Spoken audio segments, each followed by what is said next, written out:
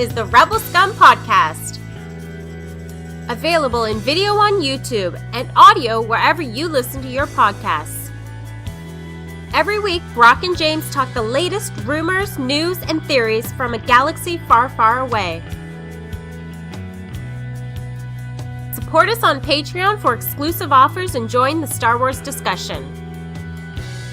Patreon.com/Rebel Scum Podcast. Here are your hosts, Brock and James. You're always scum. Rebel scum.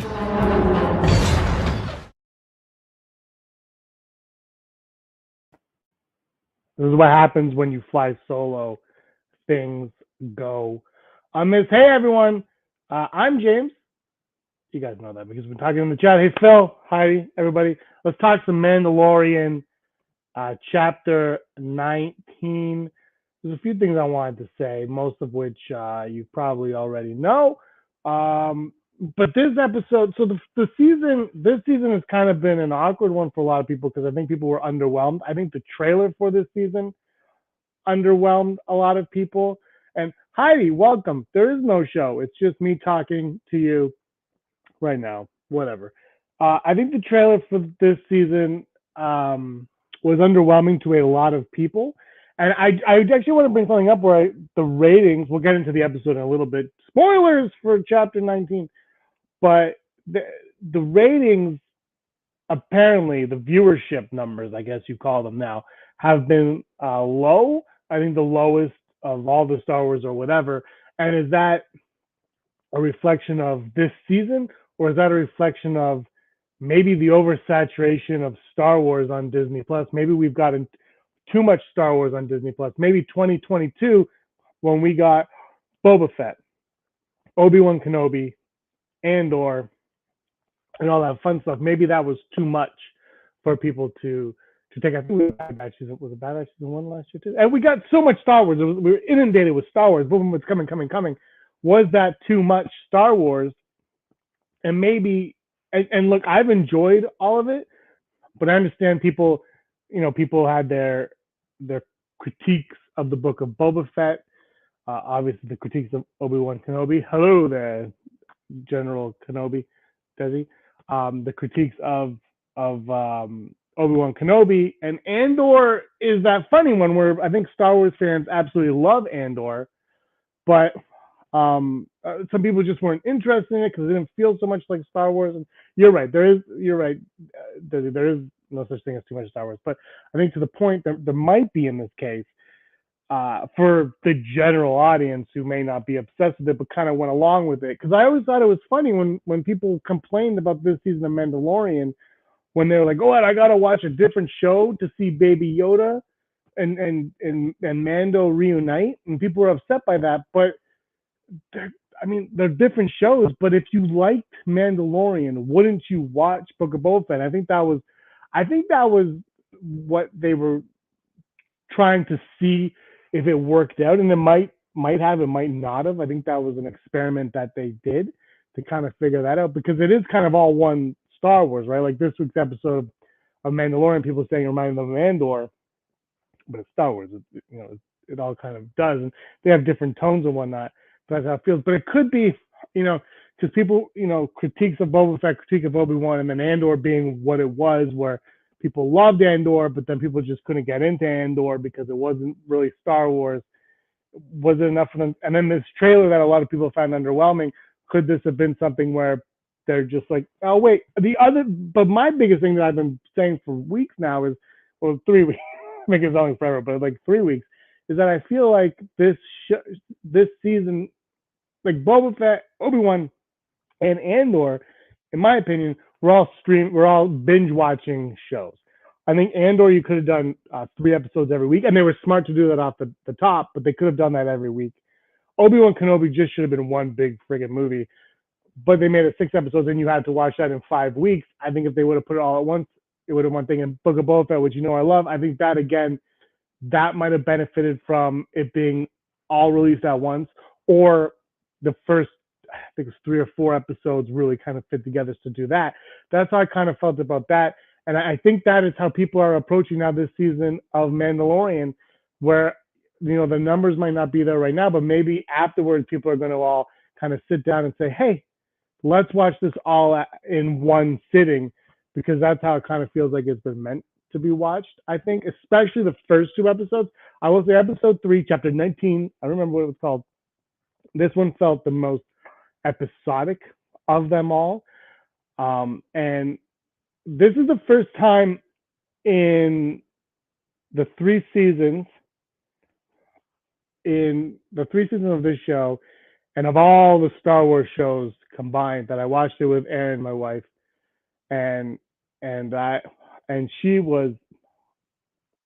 made noises and was very excited at the opening scene. That opening scene, the dogfight and all that, she was like really excited. I think when it got into the meat of the episode, it lost her a little bit, and then when it came back to the Mando stuff at the end, it brought her right back in. But she absolutely loved that opening stuff. And here's Andrew Fantasia, who's not joining me today because he's writing another novel. Is what's happening here. Disney prefers weekly and not binge watching, because then I get to, yeah, I completely agree though. Because you get that water cooler feeling where you can talk about it each week.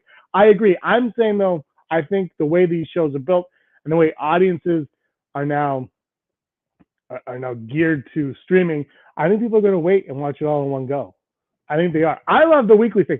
Trust me, I love the weekly thing because I love Stranger Things, but I hate Stranger Things because Stranger Things comes out and Brock has seen it.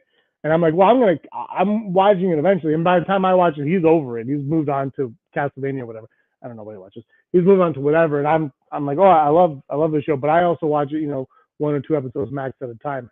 So I think that happens. Andrew Fantasia, The Mandalorian is amazing, but it's just not as good as the James Spader TV movie Starcross from 1985.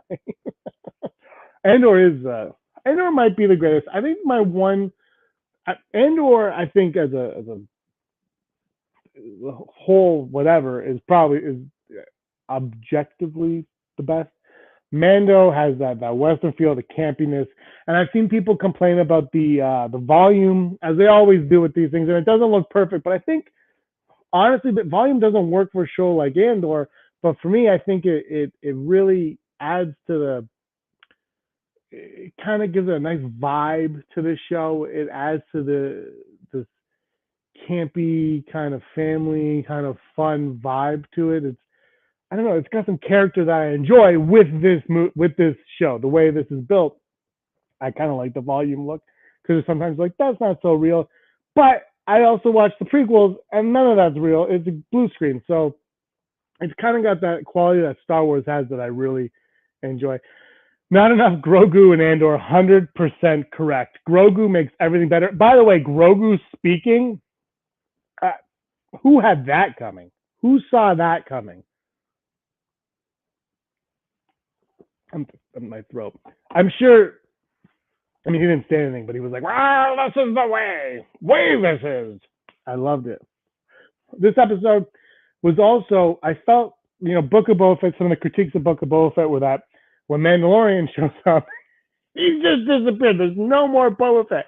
And this episode, I think, took those critiques and said, "Well, I guess we'll shove in Din Djarin and Grogu and Bo-Katan at the beginning and the end." But really, the episode is about this. And I loved what it was about in the middle. I love that the New Republic is not all good, but they think they're good. Because that's how it works, right? That's how it should be. If the New Republic was perfect, where's the conflict? You need to have conflict. And why is there a First Order? And how can you get people to agree to this First Order?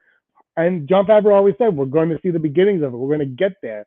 And I'm really fascinated with how we're going to get there and in what aspect we're going to see her get there.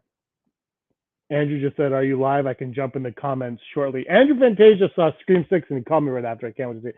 The people who live above me did their hourly let's drop something enormous at the same moment Grogu spoke, so I missed it. Andrew, there's a thing called a rewind button. You can use that anytime you're watching, or it's on Disney Plus. So you can go back into the app and replay it, and you can watch it right from the start. I love that moment. I did miss, I think Moff Gideon has escaped from prison. That was happening. My daughter, we watched it when we were trying to put my daughter. Anyway, the timing was terrible. I had a long day at work, and then it was a long episode. It was an hour-long episode. But guys, in the comments, let me know what you guys thought of the meat of the episode. Obviously, the dogfight at the beginning was fantastic. Our top 5 for episode 279 will be top 5 dogfights in Star Wars, and then the ending of the episode was amazing as well. Yes, Desi, we do have Rewind in Canada. We live our lives rewinding. We roll over here. Be kind, rewind. But the meat of this story was about. I thought we were going to see. We are going to see these two join forces, and then somehow create Snoke and Snoke. But that wasn't the case at all. It turns out Pershing might actually have been joining the New Republic. He might have believed in this idea of the New Republic, but he just wanted his studies, his experiments to go on, go on. And then you have Kane, I believe her name was Kane, and she was befriending him. But the whole time, I don't know about you, but for me, I felt the whole time like, okay, there's something up with her. Obviously, there's something going on. And when the cookies showed up, or the flapjacks, or shortbread, or whatever you call them, when they showed up, that was okay. That was her. But I didn't know where it was going, and the ending kind of threw me for a loop. I didn't know. I didn't expect that to be the case with Pershing and Kane, where she was gonna pull. I mean, when she did it was obvious, but I didn't know that she would double cross him in that respect. I kind of thought she was going to use him to get back to Gideon, because I felt like they were going to use their Hypermont mic and get in there. And I love that Gideon's out, and I love that Gideon still has a hold on something, and he's infiltrating the New Republic from within. I thought that was fantastic. I thought the TED Talk at the beginning was great, and you kind of heard his backstory a little bit on Pershing. When we got there, I wasn't really sure what was going on there. I was like, where are we? We're on course. I was just like, we're back on Coruscant. I love Coruscant. And Coruscant in this episode, I would say more than Attack of the Clones, more than Revenge of the Sith, and more than Andor, it felt like big, the scope of it. And I know the movies you got whatever, but this one felt like they were in awe. And I think because we were seeing it through the eyes of characters who hadn't experienced it yet. Whereas in the prequels, even though we see it through Anakin's eyes the first time, it kind of like it comes and goes. But this one, we're seeing it through Pershing and Kane, who are new to this planet, new to this environment, and you see the awe and the wonder of it all surrounding us, and you're looking out with them, and the music's playing, and the Easter egg music that I totally missed. Everything's playing all around, and it really made you feel like you were a tourist on Coruscant. And then, of course, the mountain poking up was a lot of fun. And I thought it was great. The yellow chocolate bits look like they feel like a Hershey cookies and cream bar. I thought the same thing, Andrew. Flapjacks have oats. Solo. I think she didn't want Pershing to giving away the New Republic that information. She wanted to wipe his mind so he couldn't give the New Republic his wealth of knowledge. That's more of a threat to them. Yeah, that's probably it. Also, there's something going on. I don't believe Pershing's done. I think he's still going to be smart, and he's going to have the know-how to do this. And I think Gideon and the New Republic are going to utilize him in some way. Whether or not that's getting to Snoke anymore, I don't know. We might have already seen everything we're going to see from Snoke in season 2, right? That test tube thing that we saw, that might be all we get. I thought we were going to go further down there. So I thought when I saw Pershing in the trailer, I thought we were going to get more Pershing and Grogu. Doesn't look like we're going to get that much this season, if at all. This season's so hard to pinpoint what's going on, because I also thought that I'm going to cough that I also thought that the pirates were going to come back, but now you hear that the pirates are going to be the bad guys in the Skeleton Crew show, so they might not show up again this season, even though I totally expect them to. They might not show up until Skeleton Crew, which comes out, I think, probably like December, because Acolyte Bob Iger kind of confirmed it's coming out in 2024. So I would imagine we're going to get this show, Ahsoka in the summer, and then Skeleton Crew in the winter, and then sometime next year Acolyte, which is great. I can't wait. Now, whether or not we're going to get Ahsoka in this season, what do you guys think in the chat? Do you guys think we're going to get Ahsoka this season on Mandalorian? I mean, if she's getting a spinoff, if we get Ahsoka, you'd think that we would get Sabine. We might get like a Chopper. could possibly get a Hera, who's going to be in the Ahsoka show. We could get them all, but this season's so bizarre to me now. I'm not sure what we're going to get, because was this a one-off episode with Pershing and Kane? Are they going to be bigger players as the season goes on?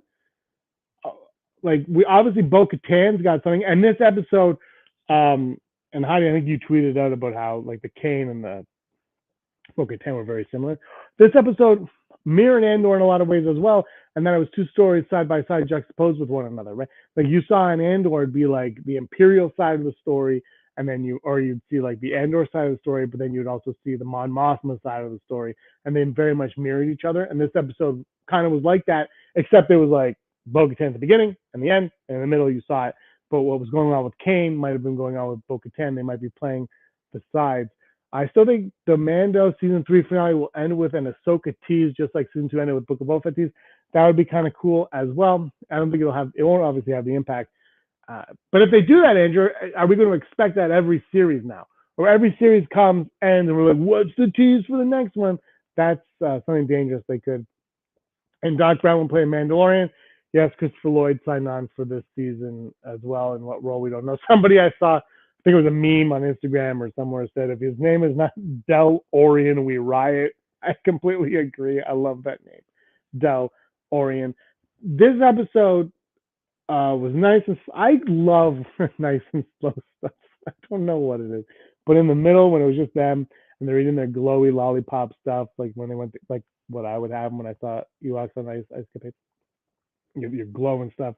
And I just, the aesthetic of this episode, the look and the feel of it, and I know it was on a volume, it was all fake, but also Coruscant's not real. So, I mean, it didn't really matter where they shot this. It would have been great. Season 4 will end with a tease for the Quad and Arrows Chronicles. Would love that. Ahsoka trailer at Celebration. Stan Solo, I think you're right, Stan Solo. Stan!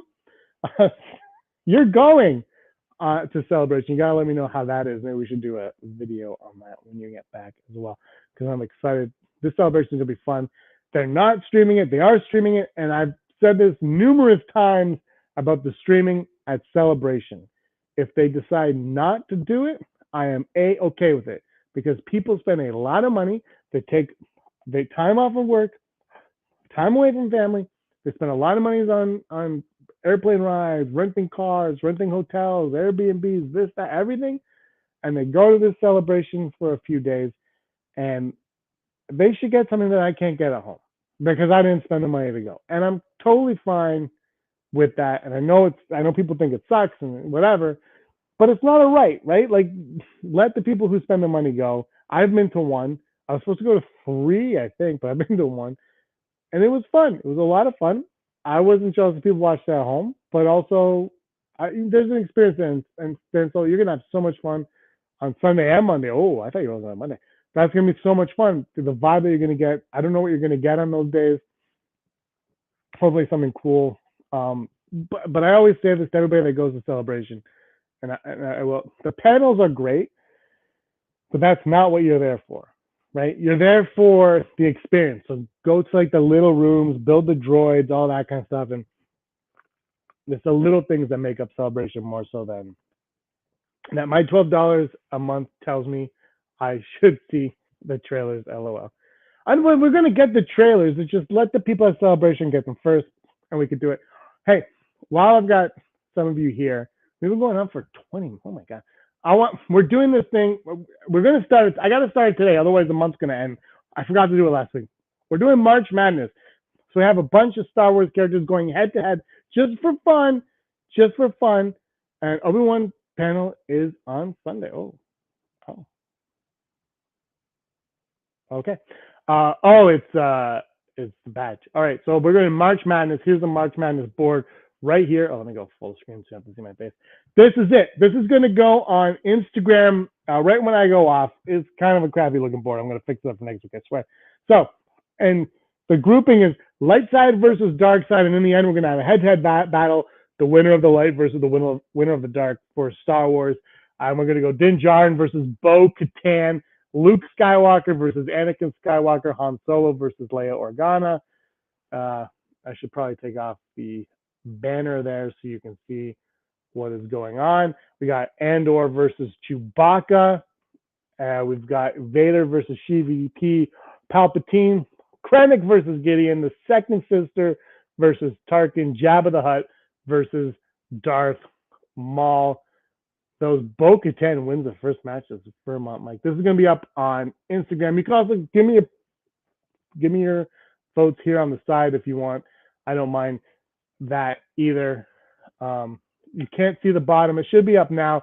Chewbacca and Maul are on the bottom. I'll make a new one for next week. I promise. This is just for fun.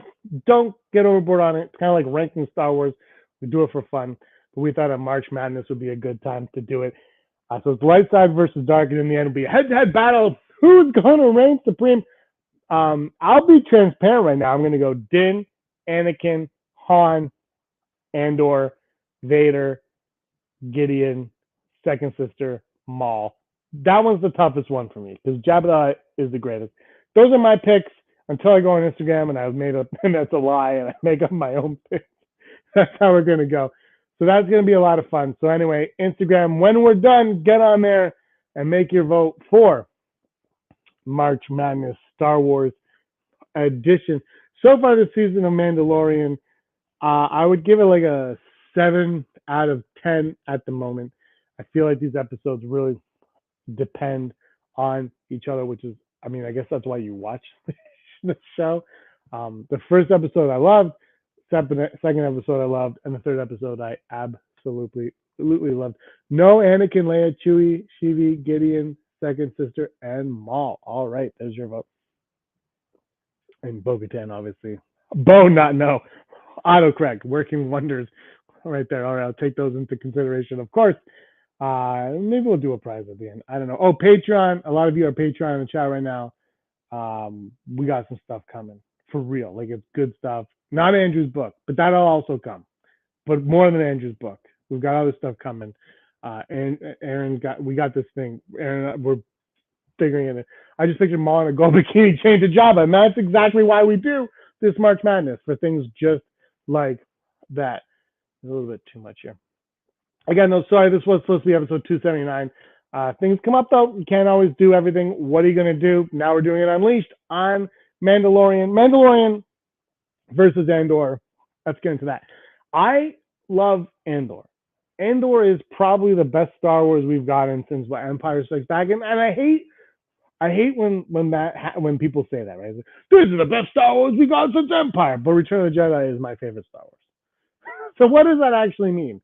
I think Andor is I've never pictured Maul without a Kobe King. I think Andor is just so well made, so well thought out, and it has by far the best cinematography we've gotten on any Disney Plus show. Not that I've seen many of them, but I've seen, what have I seen?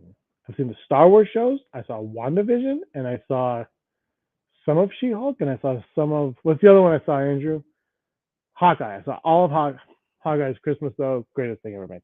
But Andor was a phenomenal show from start to finish. But Mando is a fun show. And the thing with Mando, too, is like Andor, it's not afraid, it wasn't anyway, it might be now, but it wasn't afraid to kill off characters like Quill, my favorite Quill, first season gone. IG-11, gone. Probably coming back, but gone. That's what I like to see, right? You want to see that there is a struggle, that you want to see that there are stakes, and that not everyone is safe, because when everyone's safe, you kind of stop to care almost about what's happening. I think Aaron thinks I'm up here just talking to myself. So anyway, I couldn't compare these two shows. Even though they're both Star Wars, it's tough for me. Mando, there will always be something special about Mando. Maybe because it was the first Star Wars TV show, live action TV show that we got. The music, because Andor had fine music, but it wasn't Mandalorian like season 1 music, right? It wasn't, oh, there's a theme. So there's always going to be something special about Mando, plus the design of the Mandalorians, the look of it. And I got to be honest with you, like I always praise the cinematography in Andor. Always. I think it's, and I just did before this, but the lighting and the camera work inside the ships in this episode. And there was a shot of Bo-Katan's mask, and I'm like, that looks way too good. Like it's actually the thumbnail of 279, which won't be it won't be, it's the thumbnail right now, but it won't be when I'm done this because I'm going to change it. Seriously, this didn't have Grogu as an ex machina on his in the brackets.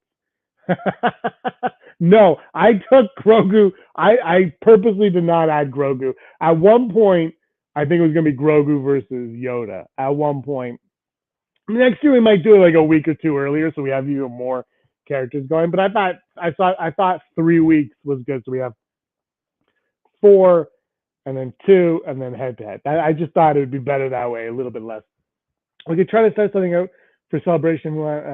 Yeah, definitely. We'll talk for sure. I'll send you an email after this. It must be, well, it's not that late where you are, but I say Bo because she can wield the dark saber. Yeah, I agree. I think Bo-Katan, arguably in a real, if this was real, Bo-Katan would probably win. This is my opinion.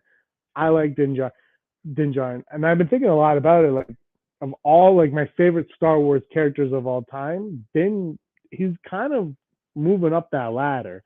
For me, it's like Anakin, Han, and then I don't know, Maul, Anakin, Han, Maul, like something like that. Whatever. I'm 41, but you pick what you pick.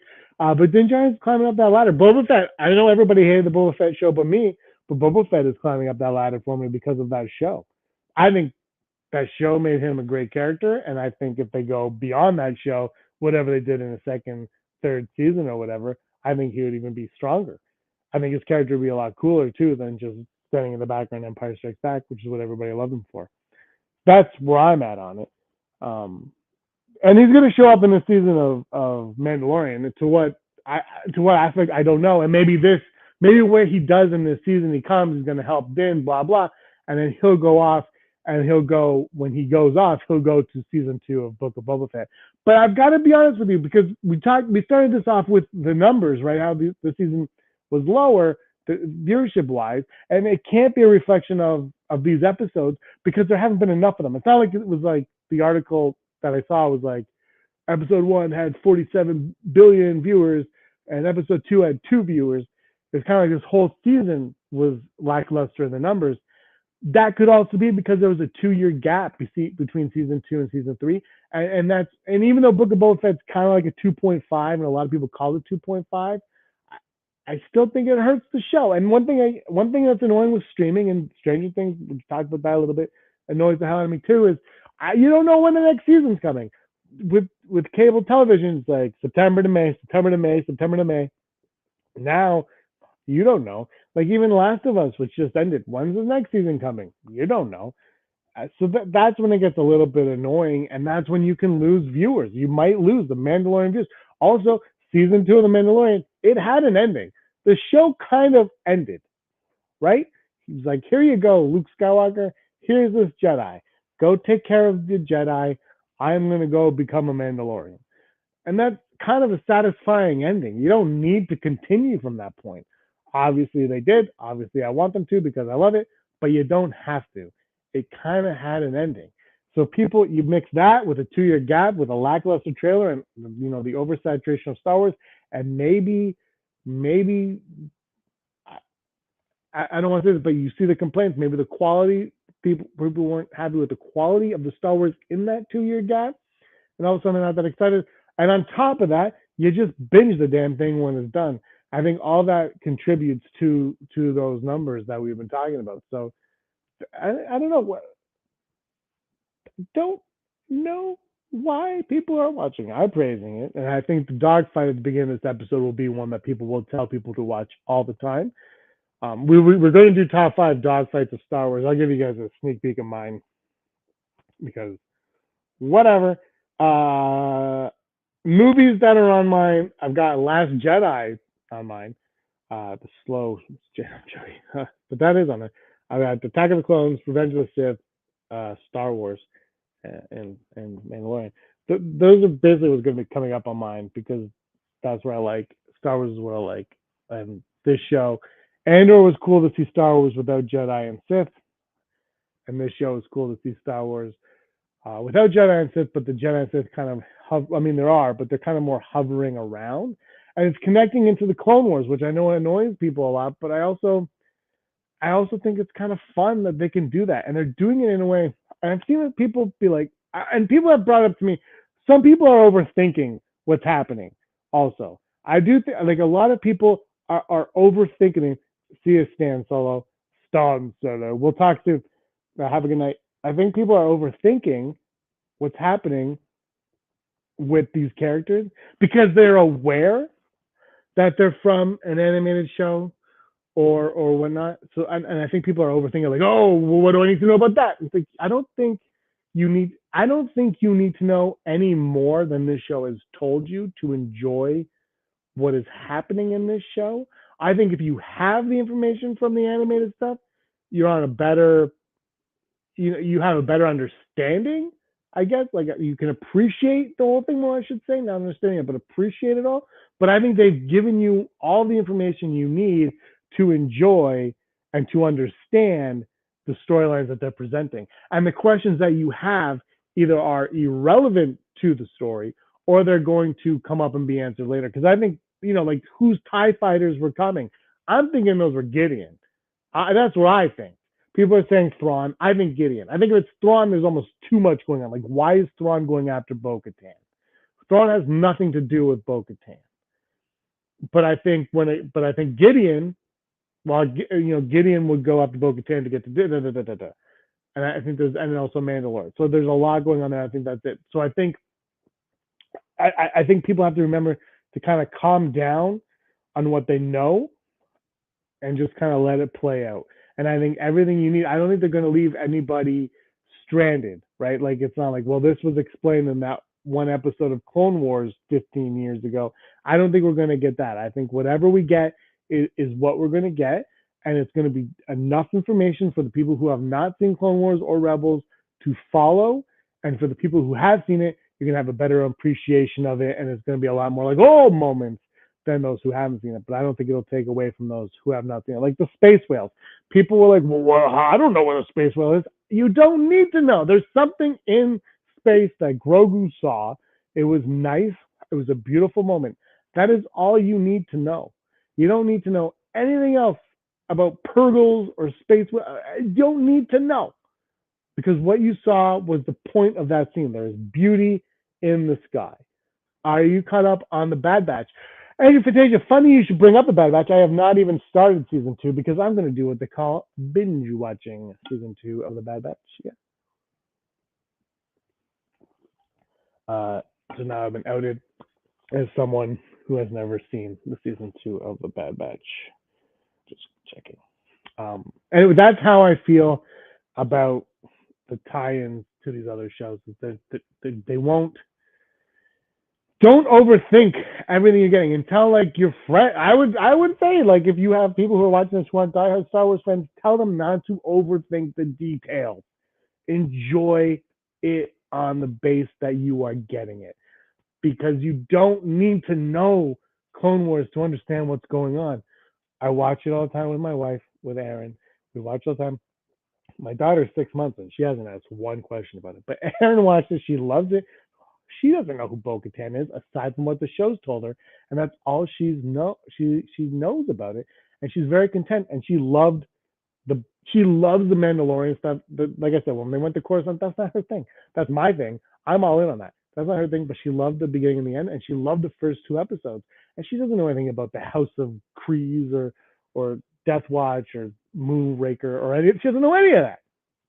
Does not care, because she's in on the story and they've given her just enough, and she's not overthinking it. Like, and I don't tell her. I don't bother. I said last week when the space whale showed up, I'm like, I didn't tell her what it was. She was just like, oh, there's a baby Yoda moment. Binging is a good call for the Bad Batch. Thanks, Andrew. I get one good call a year, and I wasted it on choosing to binge the Bad Batch. I do like the Bad Batch. I love the first episode, even though They retconned from the Kanan novel. They retconned his, or I don't, or 66. I don't care. I don't care. Comics are fun, but when it's on TV, it's a little bit more relevant. And they make a live action, they'll probably retcon it again. So there we go. Guys, what are your, before I leave, I want to know what your ratings are of the whole season of Mandalorian, and then even the last episode, if you want. What are your ratings of the Mandalorian season 3? We're on 3. Full 3. Last year was 2.5. This is 3. I'm looking forward to more Mandalorian. Heavy is my favorite. Heavy is my favorite character on this show. I have a Funko Pop of Heavy. I want the Black series of Heavy. Can't get it for some reason, but I have my Funko Pop of Heavy. I love it. Heavy and Mando side by side. Put them in a movie together, and I'm all in. I have seen complaints that Mark Hamill wasn't doing the backflips in Book of Boba Fett. Hello, he wasn't doing the flips in Empire Strikes Back either. And that is how you sum up fandom, Heidi, right there. For some reason, it's okay in one and it's not in the other. And you know what? I think deepfake and synthesizing voices is creepy AF. But I also have to say that I think it's worked on this show because why? I know everyone's like, Sebastian Stan, but why? You have Mark Hamill, he's willing. You have another actor who's willing to not even be seen in it. Why get someone like Sebastian Stan, who's actually an actor? Who actually, that's the rudest thing I could have said to the stand-in for Luke. But someone who's like, wants to see his face shown. Why not do this? Have it Mark Hamill, reconstruct his face with a deep fake. I'm fine with that. I don't think they should do it all the time. They did it for Princess Leia. They did it for Tarkin. I think it's creepy, like I said, but I think it works. And I think there's a line, and they shouldn't go too far going down that line. Heidi turns it up to 11. All right, guys, I'm gonna wrap it up right now. Thanks for joining me. Let's do it one more time to this. What's it called? What am I doing here? March Madness. March Madness again. Din versus Bo. Luke versus Anakin. Han versus Leia. Andor versus Chewbacca. Vader versus CVP. Fantasia, I know what you're voting on that one.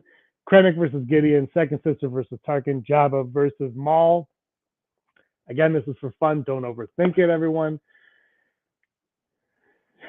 Andrew, of course, wishes every episode was an hour long. It was long, and it was great because it was long, but it was almost like a mini episode with the Mando stuff, with the Mandalorian, and then like a full episode with the Coruscant stuff.